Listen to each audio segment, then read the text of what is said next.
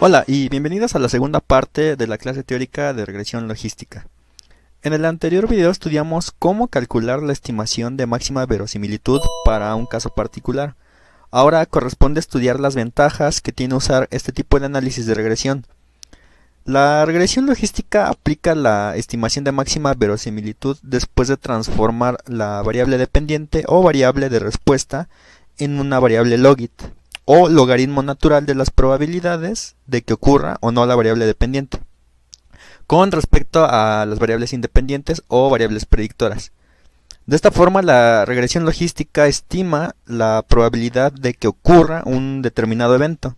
En la ecuación que aparece en la diapositiva se puede ver el logaritmo de la probabilidad de que ocurra el suceso dividido entre la probabilidad de fracaso o de que no ocurra el evento. Esto último se conoce como el ratio de probabilidades. Es importante recordar que esta probabilidad es una probabilidad condicional. Esto es la probabilidad de que ocurra un suceso en particular, dado que el objeto de estudio presenta los valores x1, x2 hasta xn. Como se ve en la ecuación, el logaritmo de probabilidades cambia linealmente en función de las variables explicativas. Uno simplemente puede preguntar ¿por qué probabilidades? Esto es logaritmo de probabilidades y no probabilidad en singular. De hecho, esta es una de las preguntas favoritas de los reclutadores en las entrevistas técnicas. Al convertir la probabilidad usual al cociente de probabilidades de éxito entre probabilidades de fracaso, hemos ampliado el rango, o también conocido como imagen o codominio, de un intervalo cerrado de 0,1 a un intervalo de 0, infinito. Y después, al aplicarle el logaritmo natural de este cociente, ampliamos el rango de 0 a infinito a un intervalo de menos infinito a más infinito.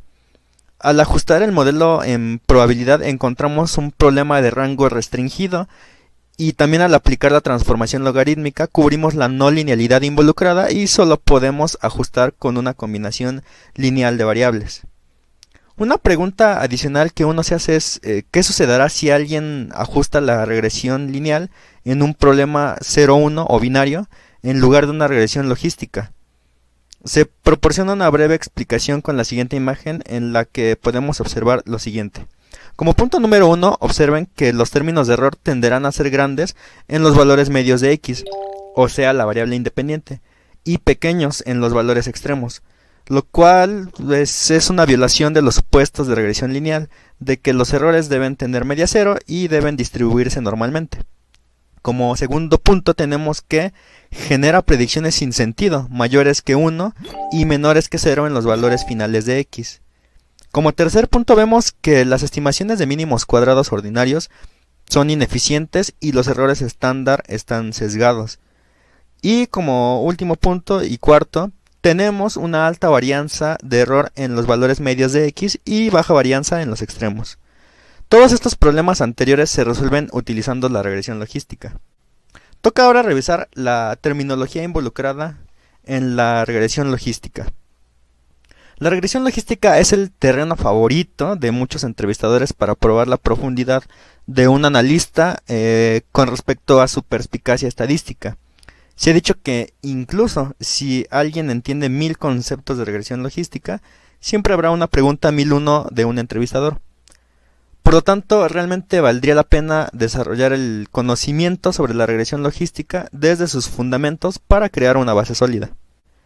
Comenzaremos pues estudiando al valor de la información o information value. Esto es muy útil en el filtrado preliminar de variables antes de incluirlas en el modelo. La industria utiliza principalmente el valor de la información para tomar las principales variables en el primer paso antes de ajustar el modelo, porque el número de variables presentes en el modelo final sería de aproximadamente 10. Por lo tanto, se necesita un procesamiento inicial para reducir las variables de más de 400 a 10, por ejemplo. Así que el valor de la información se va a calcular como el logaritmo natural del porcentaje de clientes buenos dividido entre el porcentaje de clientes malos.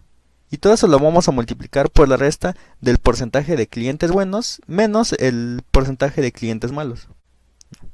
Como ejemplo tenemos en la siguiente tabla la variable continua precio, que se ha desglosado en deciles. Estos son 10 intervalos. según el rango de precios y el número contado de eventos y no eventos en este intervalo. Y el valor de la información se ha calculado para todos los intervalos y se han sumado. Con esto se obtuvo el valor total de 0.056, lo que significa que es un predictor débil para clasificar eventos. Esto lo podemos corroborar en la tabla del poder predictivo de la variable predictora, según el valor de la información que se tenga. Ahora corresponde hablar sobre una herramienta gráfica muy importante en la regresión logística. Esta es la curva característica operativa de receptor, o mejor conocida como curva ROC, que por sus siglas en inglés significa Receiver Operating Characteristic. Esta es una representación gráfica que ilustra el rendimiento de un clasificador binario a medida que varía su umbral discriminante. La curva se crea trazando la tasa de verdaderos positivos, o TPR, frente a la tasa de falsos positivos, o FPR, en varios valores de umbral. Una forma sencilla de comprender la utilidad de la curva ROC es que si mantenemos el valor del umbral muy bajo, colocaremos la mayoría de las observaciones pronosticadas en la categoría positiva, incluso cuando algunas de ellas deben colocarse en la categoría negativa. Por otro lado, mantener el umbral en un nivel muy alto penaliza la categoría positiva, pero mejorará la categoría negativa. Idealmente, el umbral debe establecerse de manera que compense el valor entre ambas categorías y produzca una precisión general más alta. Así pues, tendremos el umbral óptimo como el umbral donde es posible el máximo de la sensibilidad más la especificidad. Antes de saltar al meollo del asunto, visualizaremos la matriz de confusión para comprender las diversas fórmulas siguientes. En la matriz de confusión podemos distinguir 4 posibles valores resultantes de una predicción hecha con regresión logística, en donde prácticamente solo existen 2 posibles resultados, que sea buena o mala, esto es, que sea positiva o que sea negativa. Así existen 4 categorías mostradas en la imagen en función de si la predicción se ajusta o no se ajusta al valor real. En cada una de las columnas se tiene el resultado de la predicción. En cuanto a las filas, estas representarán los valores reales, de tal manera que si el modelo nos dice que la predicción es positiva, cuando el dato real era positivo, estaremos frente a un verdadero positivo. O sea que nos ha hecho una predicción correcta de un valor positivo.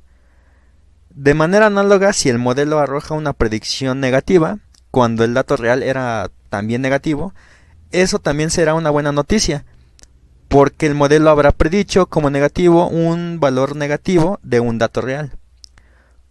Ahora, como contraparte, puede suceder que nuestro modelo prediga que un valor es positivo cuando en realidad era negativo. Entonces estaremos frente a un falso positivo.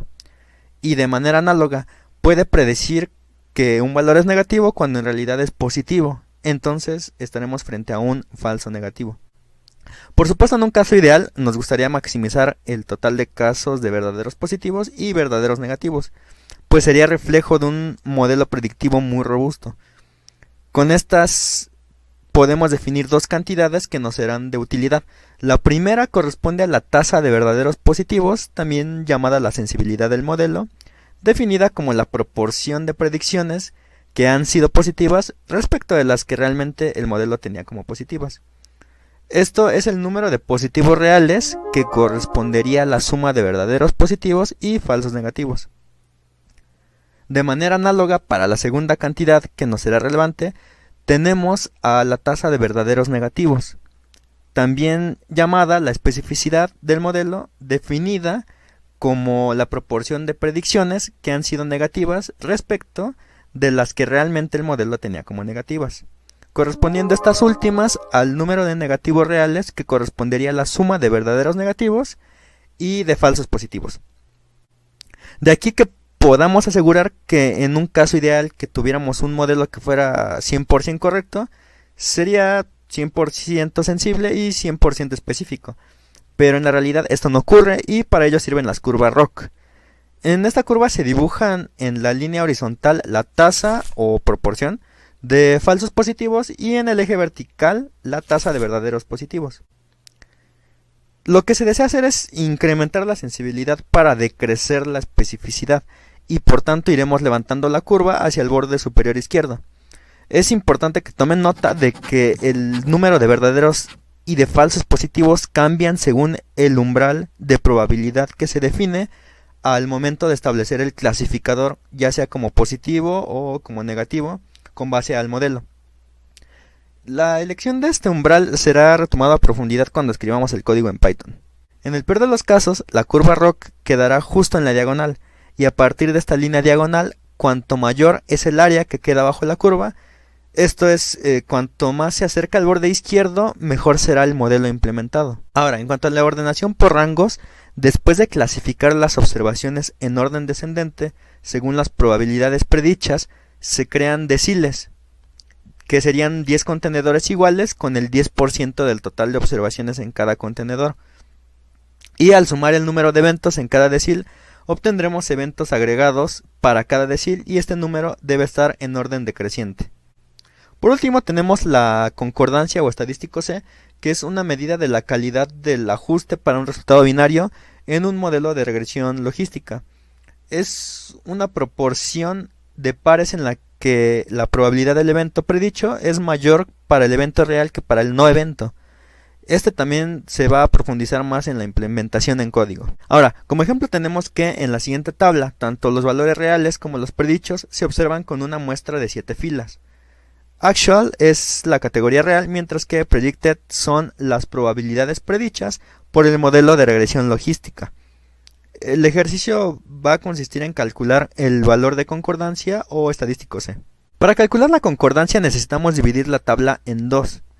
Cada tabla con valores reales como 1 y 0 y aplicar el producto cartesiano de cada fila de ambas tablas para formar pares. En la siguiente tabla se han calculado el producto cartesiano completo y se ha clasificado el par como un par concordante siempre que la probabilidad prevista para la categoría 1 sea mayor que la probabilidad prevista para la categoría 0. En caso contrario, entonces el par ha sido clasificado como un par discordante. En casos especiales, si ambas probabilidades son iguales, esos pares se clasificarán como empatados. Con esta tabla podremos hacer el cálculo de los siguientes porcentajes. Primero tenemos el porcentaje de pares concordantes, que será igual al número de pares concordantes entre el total de pares. Esto nos da un resultado de igual a 10 entre 12, que es un 83.3%. En cuanto al porcentaje de pares discordantes, tenemos el número de pares discordantes dividido por el total de pares, y esto nos da una fracción de 2 doceavos, que es igual a un 16.67%. Y finalmente, en cuanto al porcentaje de pares empatados, tenemos un número de pares empatados dividido por el total de pares, que va a ser igual a 0 entre 12, que nos da un 0%. Por lo tanto, el valor del estadístico C es 0.83315% u 83.315%.